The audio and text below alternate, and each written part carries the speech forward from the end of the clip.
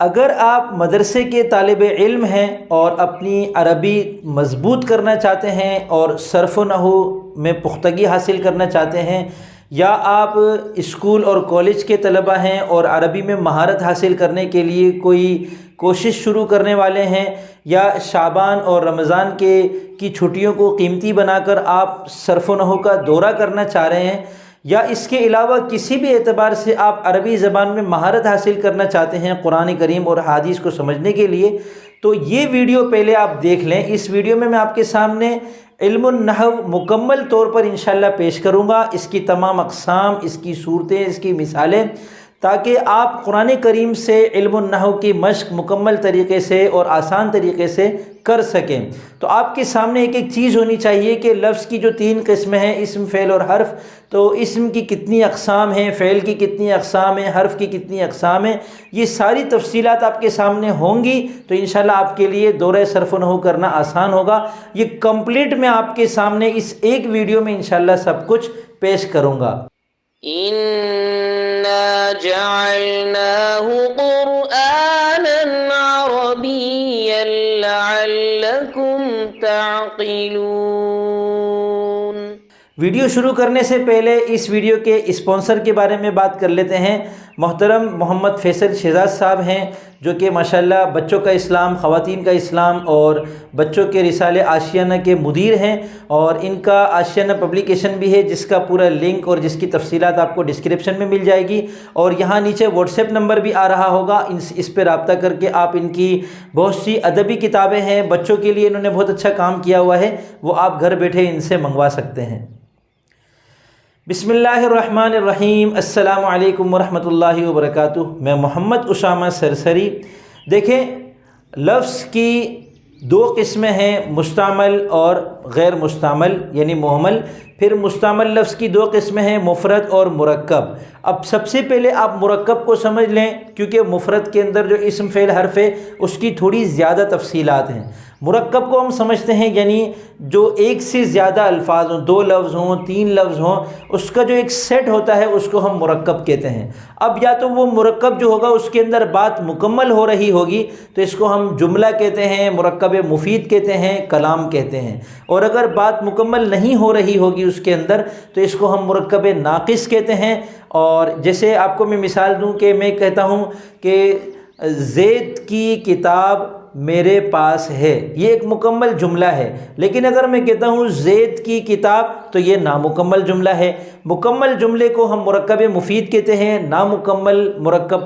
نامکمل بات کو ہم مرکب غیر مفید کہتے ہیں۔ پھر مرکب غیر مفید کی ایک قسم ہے مرکب اضافی، ایک قسم ہے مرکب توصیفی، ایک قسم ہے مرکب منع صرف، اور اس کے علاوہ 2-3 قسمیں اس کی اور بھی ہیں۔ بنیادی طور پر اس کی یہ 3 قسمیں بتائی جاتی ہیں۔ مرکب اضافی، اس کو آپ سمجھ لیں مضاف اور مضاف الیہ جو ہوتے ہیں، اور مرکب توصیفی جس کے اندر ایک موصوف ہوتا ہے اور ایک صفت ہوتا ہے، اور مرکب منع صرف۔ مرکب اضافی کی مثال لے لیں، کتاب اللہ، اللہ کی کتاب، غلام زیدن، زید کا غلام۔ تو جن 2 لفظوں کے ترجمے کے بیچ میں کا کی کے آ رہا ہو، آپ یہ سمجھ جائیں کہ وہ مرکب اضافی ہے۔ اور مرکب توصیفی بہت آسان ہے، ایک لفظ ہو آگے اس کی صفت بیان کی جائے تو وہ مرکب توصیفی ہوتا ہے، جیسے کتاب عظیم۔ اب یہاں ایک لفظ ہے کتاب، عظیم اس کی صفت ہے تو ہم کہیں گے کتاب عظیم، مرکب توصیفی ہے۔ مرکب توصیفی کے اندر ہم کو پتہ ہے کہ جو دونوں لفظ ہوتے ہیں ان کا 10 چیزوں میں مطابق ہونا ضروری ہے۔ مرفوع، منصوب اور مجرور میں ان دونوں کا مطابق ہونا ضروری ہے، مذکر اور مؤنث میں ان دونوں کا ایک جیسا ہونا ضروری ہے، معرفہ اور نکیرہ میں ان دونوں کا ایک جیسا ہونا ضروری ہے، اور اس کے علاوہ واحد، تثنیہ اور جمع میں بھی ان کا مطابق ہونا ضروری ہے۔ تو یہ 10 چیزیں ایسی ہوتی ہیں کہ اگر ایک مرفوع ہے تو دوسرا بھی مرفوع ہوگا، یہ معرفہ ہے تو وہ بھی معرفہ ہوگا، یہ مذکر ہے تو وہ بھی مذکر ہوگا، اور یہ واحد تثنیہ جمع ہے تو دوسرا بھی واحد تثنیہ اور جمع ہوگا۔ مرکب منع صرف اور زیادہ آسان ہے کہ کوئی بھی 2 نام ہوں، کوئی بھی دو اسم ہو ان دونوں کو ملا کر کسی کا ایک نام رکھ دیا جائے، جیسے محمد، اسامہ اور سرسری 3 الگ لفظ تھے، میں نے تینوں کو ملا کر اپنا نام مکمل نام رکھا ہے محمد اسامہ سرسری، تو یہ ایک مرکب منع صرف ہے، ٹھیک ہے، بہت آسان ہے۔ اب آ جاتے ہیں مرکب مفید پر، جو کہ پورا ایک جملہ ہوتا ہے، ایک مکمل بات ہوتی ہے۔ اس کی پھر 2 قسمیں ہوتی ہیں، یا تو اس میں آپ کسی کی خبر دے رہے ہیں کسی بات کی، یا اس میں آپ کچھ طلب کر رہے ہیں، یعنی آپ یا تو آپ کچھ دے رہے ہیں یا کچھ لے رہے ہیں۔ جیسے میں کہوں کہ بھئی آپ کا کیا نام ہے، تو میں اس میں آپ کو کچھ بتا نہیں رہا، آپ سے کچھ پوچھ رہا ہوں، کچھ لینا چاہ رہا ہوں۔ میں کہتا ہوں مجھے 1 گلاس پانی پلا دو، تو میں آپ سے کچھ مانگ رہا ہوں۔ میں کہتا ہوں آپ یہ کام نہ کریں، تو میں آپ سے کسی کام کے نہ کرنے کا مطالبہ کر رہا ہوں، کچھ مانگ رہا ہوں۔ تو مرکب مفید کے اندر 2 قسمیں ہوتی ہیں، اس کو ہم کہتے ہیں خبریہ اور انشائیہ، یعنی اگر آپ کوئی خبر دے رہے ہیں تو اس کو جملہ خبریہ کہتے ہیں، آپ کچھ طلب کر رہے ہیں تو اس کو جملہ انشائیہ کہتے ہیں۔ جملہ خبریہ کی 2 قسمیں ہیں، جملہ اسمیہ، جملہ فعلیہ۔ جملہ اسمیہ وہ جملہ ہوتا ہے کہ جس میں پہلا جز جو ہوتا ہے وہ اسم ہوتا ہے، اور جملہ فعلیہ وہ ہوتا ہے جس میں پہلا جز فعل ہوتا ہے۔ اس کو سمجھنے کے لیے آپ سمجھ لیں کہ فعل اور فاعل سے مل کر جملہ فعلیہ بنتا ہے، جیسے ضرب زید، زید نے مارا، یہ جملہ فعلیہ ہے، اور مبتدا اور خبر کے ساتھ مل کر جملہ اسمیہ بنتا ہے، جیسے زید قائم، زید کھڑا ہے، زید بھی اس میں، قائم بھی اس میں، زید مبتدا ہے، قائم خبر ہے اس کی، تو یہ جملہ اسمیہ خبریہ ہوا۔ جملہ انشائیہ کی پھر 10 قسمیں بنتی ہیں، اس کو میں آسان کر کے بتاتا ہوں، 5 آسان اور 5 مشکل۔ جب ہم 5 آسان کر کے یاد کر لیتے تو 5 مشکل وہ صرف 5 رہ جاتے ہیں، اگر آپ ان کو الگ الگ نہ کریں تو آپ کے لیے 10 کے 10 مشکل ہوتے ہیں۔ تو 5 آسان اس میں ہے امر، نہیں، استفہام، تمنی، ترجی۔ دیکھیں، امر کا مطلب ہے کسی کام کا حکم کرنا، جسے آپ کھڑے ہو جاؤ، نہیں کا مطلب ہے کسی کام سے منع کرنا، مطلب آپ کھڑے مت ہونا یا آپ بیٹھنا مت، اور استفہام کا مطلب ہے کچھ پوچھنا، کوئی حرف استفہام، کیا، کیوں، کیسے، کب، کس نے، یہ جو حرف استفہام لگ کر جو جملہ بنتا ہے اس کو استفہام کہتے ہیں۔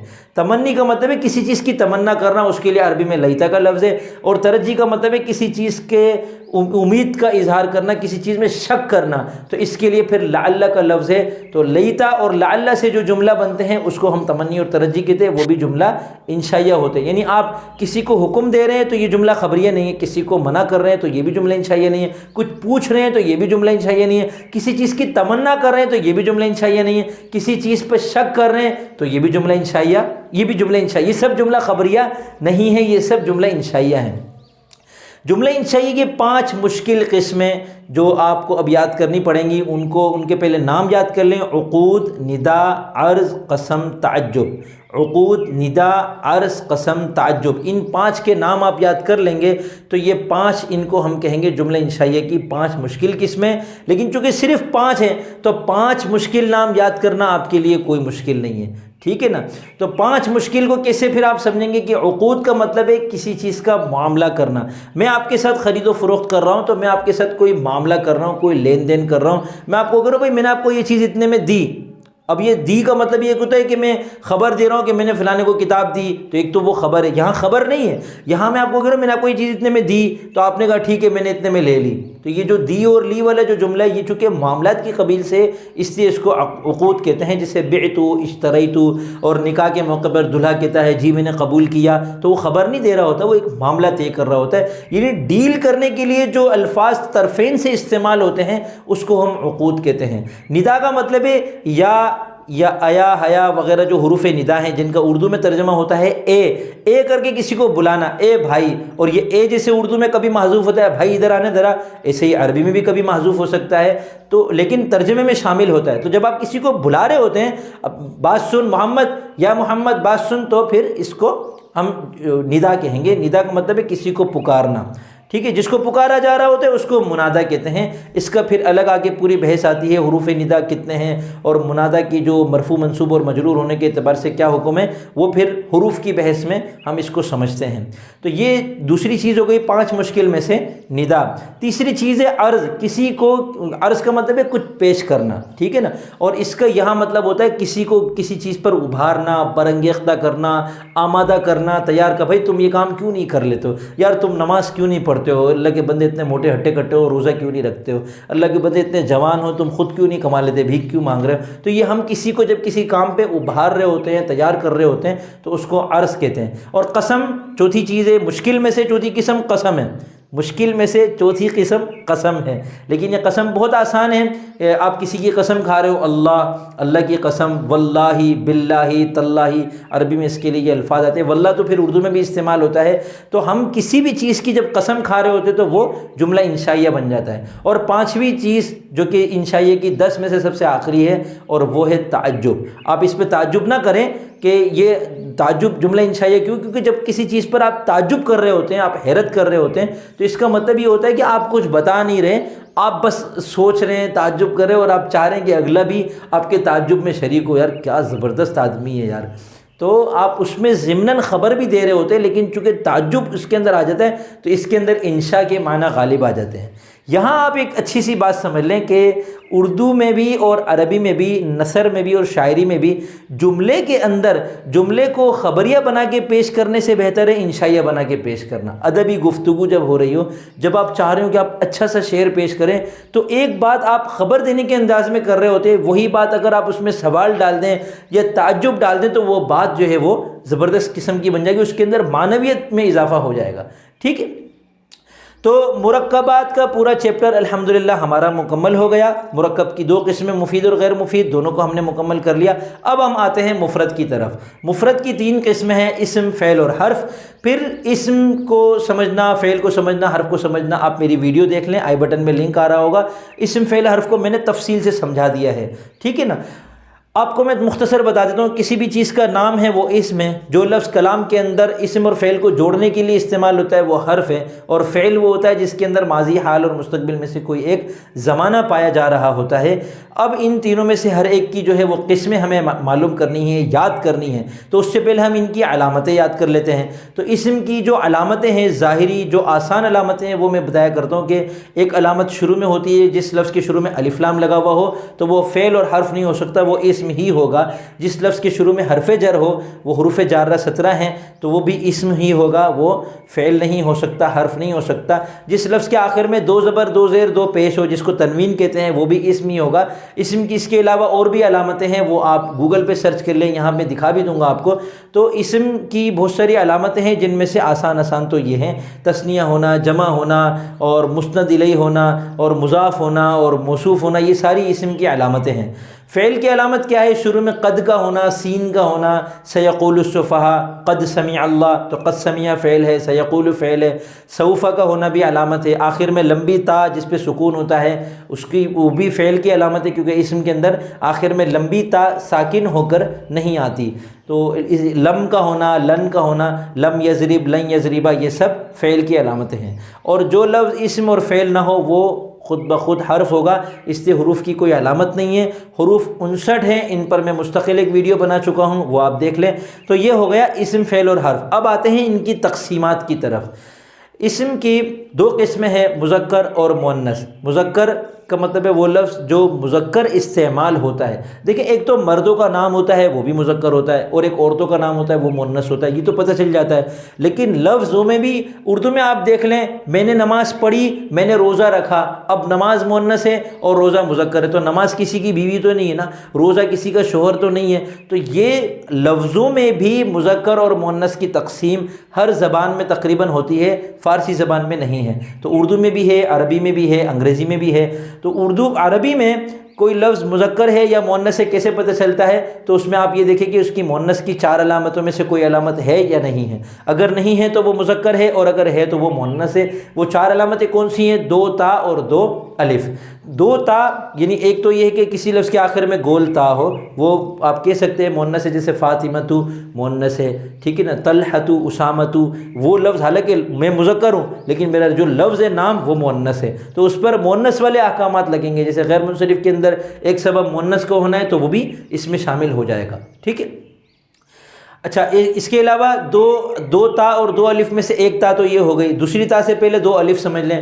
کسی بھی لفظ کے آخر میں اگر الف ہے یا یا ہے، اس کے اوپر کھڑا زبر ہے تو وہ بھی مؤنث ہے۔ کسی لفظ کے آخر میں الف ہے، اس کے بعد حمزہ ہے، اس کو ہم الف ممدودہ کہتے ہیں، اور پہلے والے الف کو الف مقصورہ کہتے ہیں۔ یہ دونوں جس لفظ کے بھی آخر میں ہوں گے آپ ان کو مؤنث قرار دے سکتے ہیں، مؤنث کے طور پر ان کو استعمال کر سکتے ہیں، جیسے حبلہ اور حمراء تو مشہور مثالیں ہیں۔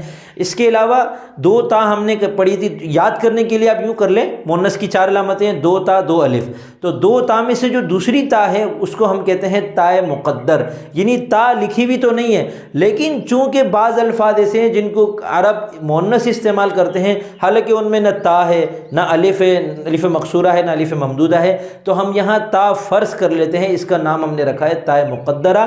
تو اس لیے یاد کرنا بھی آسان ہے، دو تا اور دو الف۔ تو آپ یہ سمجھ لیں کہ تا حقیقی جو تا لگی ہوئی ہوتی ہے اور الف مقصورہ الف ممدودہ، ان تین کو پہچاننا تو آسان ہے۔ چوتھے نمبر پر جو ہے اس کے الفاظ کو ایک دفعہ یاد کر لیں۔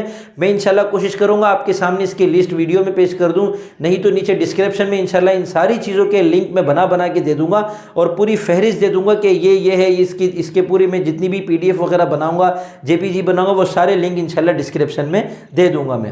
تو یہ دو تا اور دو الف آپ نے یاد کر لیے، تو جب کوئی لفظ مؤنث نہیں ہوگا تو اس کو آپ کہہ دیں گے کہ یہ مذکر ہے۔ قلم ایک لفظ ہے، اب اس کے آخر میں نہ تا ہے نہ الف مقصورہ ہے نہ الف ممدودہ ہے، لہذا یہ مذکر ہے، ٹھیک ہے نا۔ لیکن دار گھر کو کہتے ہیں، اب اس میں تا بھی نہیں ہے الف بھی نہیں ہے، لیکن چونکہ عرب اس کو مؤنث کے طور پر استعمال کرتے ہیں اس لیے ہم کہیں گے اس کے اندر تا مقدرہ ہے اور یہ مؤنث ہے۔ اب اسم کی 2 قسمیں آتی ہیں، معرفہ اور نکیرہ۔ معرفہ کی 7 قسمیں ہیں، وہ آپ یاد کر لیں۔ علم، ضمیر، علم کا مطلب ہے کسی کا نام ہو، وہ معرفہ ہے، اور ضمیر یعنی 14 ضمیریں آپ نے پڑھ لی ہیں۔ میں ویسے تو 70 ضمیریں نحو کی کتابوں میں بتائی جاتی ہے، میں کہتا ہوں آپ صرف 2 گردانیں یاد کر لو، ہوا ہما ہم، ہیا ہما ہن، انت انتما انتم، انتی انتما انتن، انا نحن، اور ہا ہما ہم، ہو ہما ہم، ہا ہما ہن، کا کما کم، کی کما کننا، یا ساکن اور نا، یہ 14 الفاظ آپ یاد کر لو۔ ضمیریں ان 28 الفاظ میں سے ہی ضمیر ہوتی ہے، تو جو لفظ ایسا ہوگا وہ بھی معرفہ ہوگا۔ اس میں موصول معرفہ ہوتا ہے، تیسری قسم ہے الذی، اللذانی، اللذین، اللتی، اللتانی، اللاتی، اللائی، اللوائی، ما، من، این، ایتن، جب اس میں موصول کے طور پہ استعمال ہو رہے ہوں تو یہ پھر معرفہ ہوگا۔ معرفہ کی 7 قسموں میں سے 3 ہو گئی، علم، ضمیر، اسم موصول، اسم اشارہ، ھذا، ھذانی، ھاؤلائی، ھذہ، ھاتانی، ھاؤلائی، ذالک، ذانک، اولئک، تلک، تانک، اولئک، یہ الفاظ آپ یاد کر لیں، ان کا ترجمہ یاد کر لیں، تو آپ بالکل جب بھی یہ لفظ آئے گا آپ کو پتہ چل جائے گا یہ معرفہ اور نکرہ میں سے کیا ہے۔ آپ سے کسی نے پوچھا ذالک معرفہ ہے یا نکرہ، آپ سوچنے بیٹھ گئے پتہ نہیں یہ معرفہ ہے کہ نکرہ، بھائی یہ معرفہ ہے کیونکہ معرفہ کی 7 قسموں میں سے ایک ہے۔ معرفہ کی 5ویں قسم ہے جس لفظ پر الف لام ہو، جیسے رجل کا مطلب ہے مرد، یہ نکرہ ہے، الرجل خاص مرد، تو یہ معرفہ ہو گیا۔ معرفہ کی 6ٹھی قسم ہے جس لفظ سے پہلے یا حرف ندا آ جائے، تو وہ جب ہم کسی کو پکارتے ہیں اے بھائی، اب بھائی تو نکرہ ہے لیکن جب ہم نے کہا اے بھائی تو اب وہ مخصوص ہو گیا۔ اسی طرح رجل نکرہ تھا، یا رجلو، اے آدمی، اے مرد، تو اب وہ معرفہ ہو گیا۔ معرفہ کی 7ویں قسم ہے کہ وہ لفظ جو 6 میں سے کسی بھی ایک کی طرف مضاف ہو جائے اور وہ مضاف مضاف الیہ مل کر پورا مرکب اضافی بن جائے تو وہ مضاف بھی معرفہ ہو جائے گا، جیسے کتابن ہے، اب یہ نکرہ ہے لیکن اگر ہم نے کہا کتاب زید تو یہ بنا زید کی کتاب، کیونکہ زید مخصوص ہے تو کتاب بھی زید کا مضاف بننے کی وجہ سے مخصوص ہو جائے گی۔ معرفہ اور نکرہ کا خلاصہ یہ ہے کہ جس لفظ کے اندر مکمل تخصیص آ جاتی ہے اس کو معرفہ کہتے ہیں، جس میں تعمیم ہوتی ہے، عموم ہوتا ہے، اس کو نکرہ کہتے ہیں۔ یعنی جس کے اندر پتہ نہیں ہوتا کس کی بات چل رہی ہے۔ میں نے آپ سے کہا کتابن، کوئی کتاب، لیکن اگر میں آپ سے کہتا ہوں الکتاب تو اس کا مطلب ہے آپ سمجھ جائیں گے کہ میں کوئی خاص کتاب بتانا چاہ رہا ہوں جو ہم دونوں کے ذہنوں میں ہے یا صرف میرے ذہن میں ہے، تو یہ اس طریقے سے پھر ایک لفظ معرفہ ہوتا ہے۔ اسم کی اگلی تقسیم ہے واحد، تثنیہ اور جمع۔ واحد کا مطلب ہے کوئی لفظ ایک ہو، تثنیہ کا مطلب ہے 2 ہوں، اور جمع کا مطلب ہے 2 سے زیادہ ہوں۔ ویسے ہر زبان میں واحد اور جمع ہوتا ہے لیکن عربی میں واحد کے بعد تثنیہ بھی ہے، اور بہت آسان ہے۔ کوئی لفظ واحد ہے، یعنی کوئی بھی لفظ ہے، دیوار ہے، اس کو عربی میں جدارن کہتے ہیں، تو یہ آپ کو لغت سے پتہ چلے گا۔ لیکن اس کا جو تثنیہ ہے، یعنی 2 کا صیغہ بنانا، اس کو تثنیہ کہتے ہیں، تو وہ بنانا آپ کے ہاتھ میں ہے۔ لفظ کے آخر میں الف نون یا یا نون لگا دیں، اس نون کے نیچے زیر ہوگا، تو جدارانی مطلب دو دیواریں، جدارینی مطلب دو دیواریں۔ اب جدارانی اور جدارینی میں کیا فرق ہے؟ تو جدارانی مرفوع ہے اور جدارینی منصوب اور مجرور ہے۔ تو یہ مرفوعات منصوبات مجرورات کے چیپٹر میں جب آپ ان کو پڑھ لیتے ہیں تو پھر آپ کو یہ بھی سمجھ میں آ جائے گا۔ اس میں متمکن کے اندر تثنیہ ہیں اور واحد تثنیہ جمع میں بھی تثنیہ ہیں، اور مرفوعات منصوبات اور مجرورات کے اندر پھر پتہ چل جاتا ہے کہ مرفوع یہ ہوتا ہے، منصوب یہ ہوتا ہے، مجرور یہ ہوتا ہے۔ تو کتابانی مرفوع ہے، کتابینی منصوب اور مجرور ہے۔ یہ ساری معلومات جب ملے گی تب آپ کو پتہ چلے گا کہ کتابانی اور کتابینی میں کیا فرق ہے۔ ابھی آپ اس کو یہ سمجھ لیں کہ تثنیہ کے بعد اگلا قدم ہوتا ہے لفظ کی جمع بنانے کا۔ جب دو سے بھی زیادہ مراد ہو تو پھر جمع بناتے ہیں، جسے اردو میں ہم کتاب اور کتابیں کہتے ہیں، تو عربی میں کتاب اور کتابانی کے بعد پھر کتبن کہتے ہیں، کتبن اس کی جمع ہے۔ اب جمع کیسے بناتے ہیں اس کی کوئی لمٹ نہیں ہے، ہر لفظ کی الگ جمع ہے، بہت سارے اوزان ہیں، وہ اوزان آپ کو یاد کرنے پڑیں گے۔ رسول کی جمع رسل ہے، غلام کی جمع غلم نہیں ہے، غلام کی جمع اغلمتن ہے، غلمتن ہے، غلمان ہے۔ اسی طرح فعل کی جمع افعال ہے، عمل کی جمع اعمال ہے، شغل کی جمع اشغال ہے، لیکن ہر لفظ کی جمع افعال کے وزن پہ نہیں آتی۔ نبی کی جمع انبیاء ہے، حبیب کی جمع احباب ہے، احبہ بھی ہے۔ تو یہ اس طریقے سے ہر لفظ کی جمع آتی ہے۔ البتہ عربی میں جمع کے پھر جب جمع کا بیان آتا ہے تو اس میں ہم پڑھتے ہیں کہ جمع کی دو تقسیمیں ہیں، دو قسمیں نہیں، دو تقسیمیں ہیں۔ ایک ہے لفظ کے اعتبار سے، لفظ کے اعتبار سے یہ ہے کہ اگر واحد کا وزن جمع میں ٹوٹ جائے تو اس کو جمع مکسر کہتے ہیں۔ جیسے کتابن سے کتابون نہیں بنے گا، کتبن بنے گا، تو کتابن کا وزن ٹوٹ گیا، یہ جمع مکسر ہے۔ اور مسلمن کی جمع مسلمون ہے، تو چونکہ مسلمن برقرار ہے، آخر میں صرف واو اور نون کا اضافہ کیا گیا تو اس کو جمع سالم کہتے ہیں۔ جمع سالم کا وزن مقرر ہے، علامت مقرر ہے کہ لفظ کے آخر میں واو نون یا یا نون لگا دیں تو جمع سالم بنتا ہے، جیسے مسلمون اور مسلمین۔ اب مسلمون مسلمین میں کیا فرق ہے؟ تو یہ وہی بحث ہو گئی، کتابانی اور کتابینی میں کیا فرق ہے؟ مسلمون مرفوع ہے اور مسلمین منصوب اور مجرور ہے۔ اب مرفوع منصوب مجرور کیا ہے یہ اس کے بیان میں سمجھنا ہوگا۔ جمع مؤنث سالم یہ ہے کہ لفظ کے آخر میں الف اور تا کا اضافہ کر دیا جائے تو یہ جمع مؤنث ہوتی ہے، اور چونکہ اس میں واحد کا وزن نہیں ٹوٹ رہا ہوتا اس لیے اس کو بھی ہم سالم کہتے ہیں۔ آگے جمع کی دوسری تقسیم ہے عدد کے اعتبار سے کہ اگر 3 سے 10 تک کا عدد مراد ہو تو اس کو جمع قلت کہتے ہیں، اور اس سے بھی زیادہ کا عدد مراد ہو تو اس کو جمع کثرت کہتے ہیں۔ تو جمع قلت کے لیے عربی میں 6 اوزان مخصوص ہیں، افعال، افعلۃ، فعلۃ اور افعل، یہ 4 اوزان۔ اور جمع مذکر سالم، جمع مؤنث سالم الف لام کے بغیر ہو تو وہ جمع قلت ہے، الف لام کے ساتھ ہو تو وہ جمع کثرت میں آ جاتے ہیں۔ تو آپ کے سامنے واحد تثنیہ اور جمع کا بھی پورا باب الحمدللہ میں نے کھول کر رکھ دیا۔ اب اسم کی اہم ترین تقسیم ہوتی ہے متمکن اور غیر متمکن کے اعتبار سے۔ اس میں غیر متمکن کی 8 قسمیں ہیں، یہ مبنی ہیں۔ اس میں متمکن کی 16 قسمیں ہیں، یہ معرب ہیں۔ ان کے نام یاد کریں، ان کی پوری بحث یاد کریں، اوپر میں آئی بٹن میں انشاءاللہ لنک دے دوں گا، اس میں متمکن کا بھی اور اس میں غیر متمکن کا بھی۔ مختصراً بتا دیتا ہوں، اس میں غیر متمکن کی 8 قسمیں ہیں: ضمیر، اسم اشارہ، اسم موصول، اسماء افعال، اسماء اصوات، اسماء ظروف، اسماء کنایہ اور مرکب بنائی۔ اس میں متمکن کی 16 قسمیں ہیں: مفرد منصرف صحیح، مفرد منصرف قائم مقام صحیح، جمع مکسر منصرف، جمع مؤنث سالم، غیر منصرف، اسماء ستہ مکبرہ، تثنیہ، اثنانی اثنتانی، کلا کلتا، اور جمع مذکر سالم، اور الو، اور 20 سے 90 تک کے جو الفاظ ہیں۔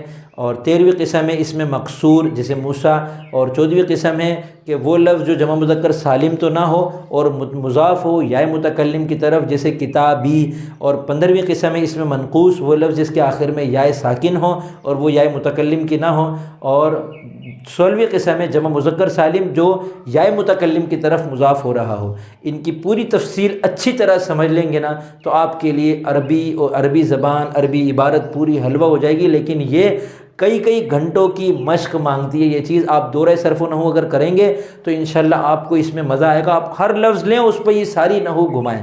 اب آگے آتی ہے چیز، اسم کی 2 قسمیں ہیں، عامل اور معمول۔ اس میں عامل کیا ہے؟ اس میں عامل وہ اسماء ہیں جو کسی لفظ کے اوپر عمل کر رہے ہوتے ہیں، اور اس میں معمول وہ اس میں جس پر کوئی عمل ہو رہا ہوتا ہے۔ تو پہلے معمولات کو سمجھ لیں، اس کی 3 قسمیں ہیں: مرفوع، منصوب اور مجرور۔ مرفوعات 8 ہیں جس میں سے 4 آسان ہیں، 4 مشکل ہیں۔ اس طرح کیا ہوتا ہے، یاد کرنا آسان ہو جاتا ہے۔ مبتدا، خبر، فاعل، نائب فاعل 4 آسان ہیں، اور 4 جو مشکل ہیں ان میں سے بھی 2 اسم ہیں، 2 خبر ہیں۔ ٹھیک ہے نا۔ مرفوعات میں سے ان کی خبر مرفوع ہوتی ہے اور لا نفی جنس کی خبر مرفوع ہوتی ہے۔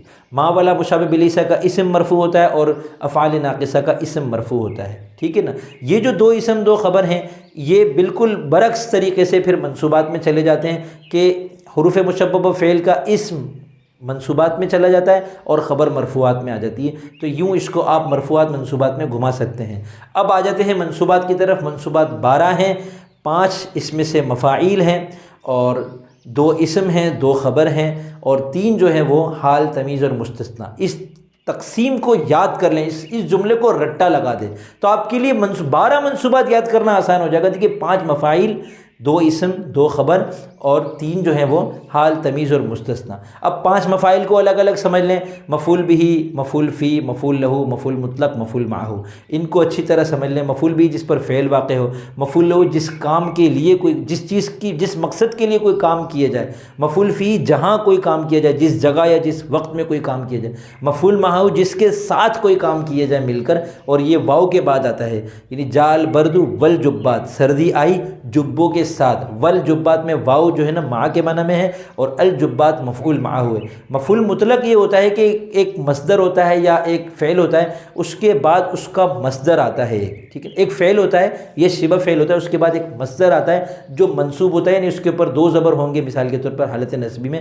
تو اب یہ جو فعل ہے، جیسے ضرب ایک فعل ہے، اس نے مارا، اگر ہم کہیں اس نے خوب مارا تو ہم اسی کا مصدر بھی لے آئیں گے، ضرب ضربن، اس نے خوب مارا، ضرب۔ اب مفعول مطلق لانے کی اور وجوہات بھی ہوتی ہے لیکن اس کی بیسک کو سمجھ لیں، یہ اردو میں نہیں ہے۔ مفعول مطلق جو ہے نا یہ اردو میں نہیں ہے، یہ ایک عجیب چیز ہے عربی کے اندر کہ کسی فعل کا مصدر نکال کر اس کو منصوب کر کے لایا جائے۔ تو یہ 5 مفاعل ہو گئے۔ اب 2 اسم 2 خبر وہی ہیں جو آپ کو میں نے مرفوعات میں بتایا، اور حال، تمیز اور مستثنیٰ۔ حال یہ ہے کہ آپ فاعل یا مفعول کی کوئی حالت بتائیں کہ زید میرے پاس آیا سوار ہونے کی حالت، جانی زیدن، زید میرے پاس آیا راکبن، وہ اس حال میں کہ وہ سوار تھا، ضربت زیدن راکبن، میں نے زید کو مارا اس حال میں کہ زید سوار تھا۔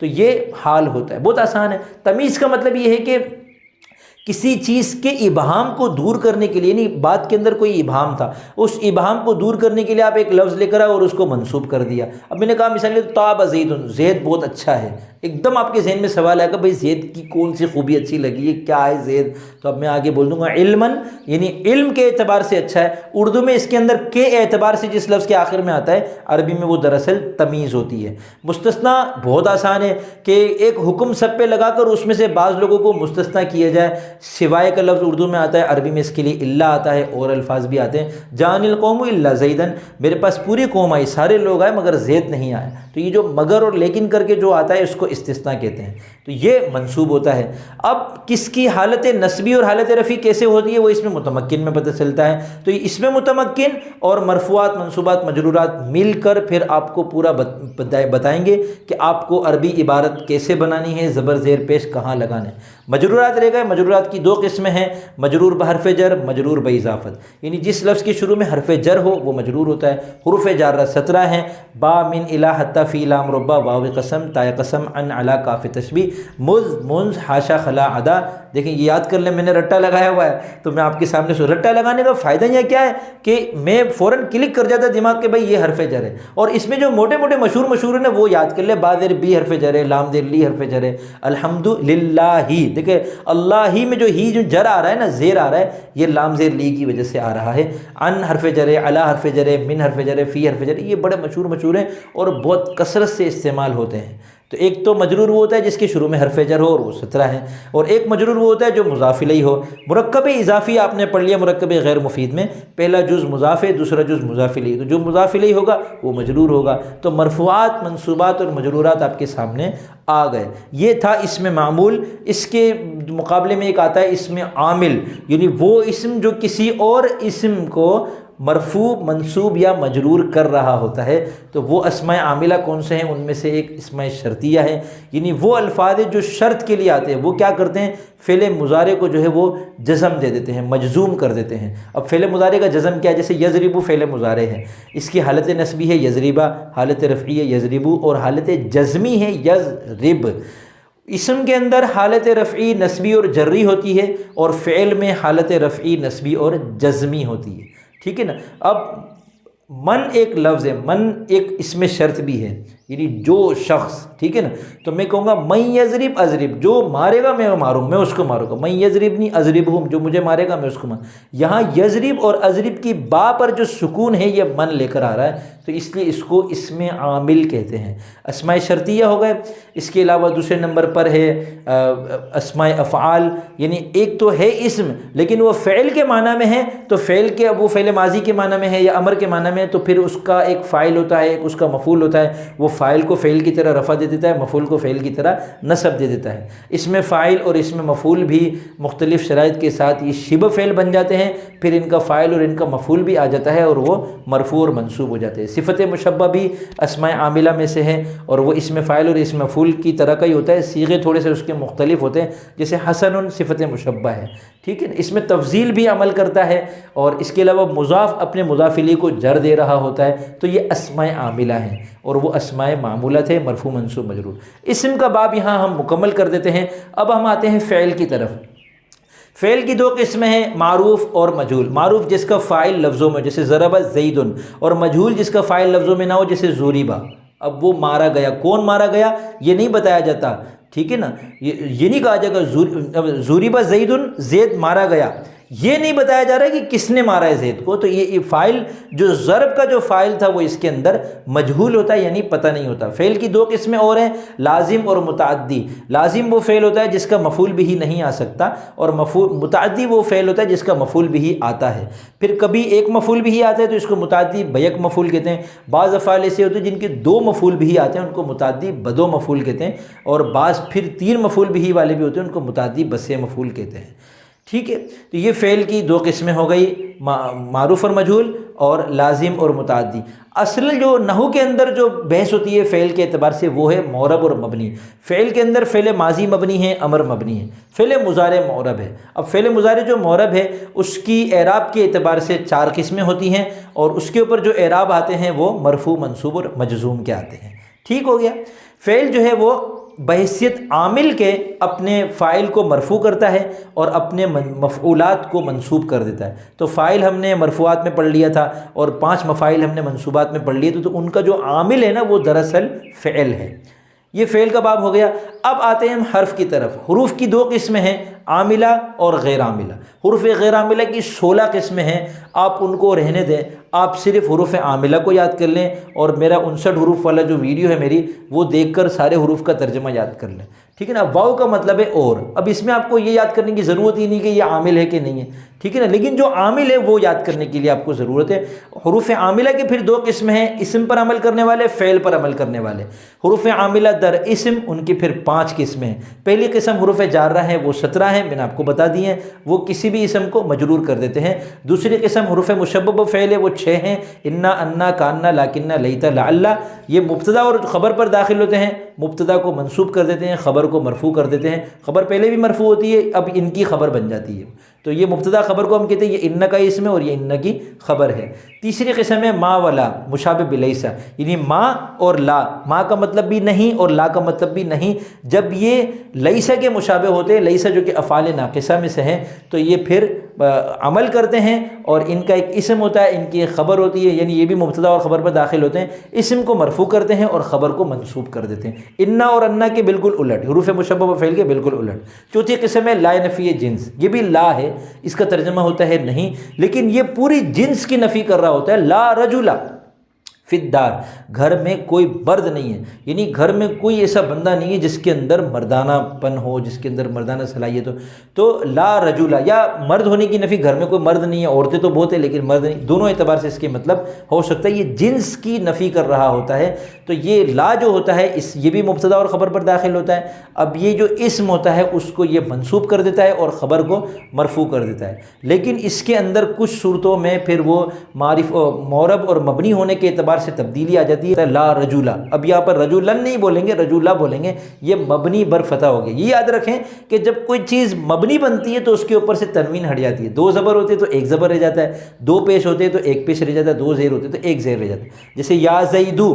اب منادا میں بھی اگلی 5ویں قسم منادا کی ہی ہے، حرف ندا جو ہوتے ہیں وہ 4 ہیں، یا، ایا، حیا، ای اور حمزہ 5 ہیں، ٹھیک ہے، پانچوں کا مطلب ہے اے، جتنے زیادہ حروف ہوں گے اتنا دور والے کو بلانے کے لیے کام آتا ہے، کم حروف میں اتنا قریب والے کو بلانے کے لیے کام آتا ہے۔ معتدل ان میں یا ہے، کثیر الاستعمال بھی ان میں یا ہے، تو یہ جب کسی پر داخل ہوتے ہیں تو وہ ان کا منادہ بن جاتا ہے، اور منادہ جو ہوتا ہے وہ دراصل منصوبات میں سے ہے، ٹھیک ہے نا۔ منادہ جو ہوتا ہے نا وہ مفعول بہ ہونے کی وجہ سے منصوب ہوتا ہے، منصوبات میں منادہ نہیں پڑھا ہم نے، کیونکہ منصوبات میں ہم نے مفعول بہ پڑھا ہے۔ منادہ اصل میں یا جو ہوتا ہے نا، یا کا مطلب ہوتا ہے ادعو، میں بلا رہا ہوں، اب میں کس کو بلا رہا ہوں؟ زیدن، تو وہ منصوب ہے، ادعو زیدن تھا، یا زیدو ہو جائے گا، ٹھیک ہے۔ تو منادہ مفرد معرفہ علامت رفع پر مبنی ہو جاتا ہے، تو یہ اس میں پھر اس کے اندر منصوبہ، اس کا جب منادہ ہوتا ہے جب وہ مضاف ہو تو وہ منصوب ہوتا ہے، مشابہ مضاف ہو تو منصوب ہوتا ہے، جب مفرد معرفہ ہو تو اس کی جو علامت رفع ہوتی ہے اس پر وہ مبنی ہو جاتا ہے، مبنی ہونے کی وجہ سے اس کی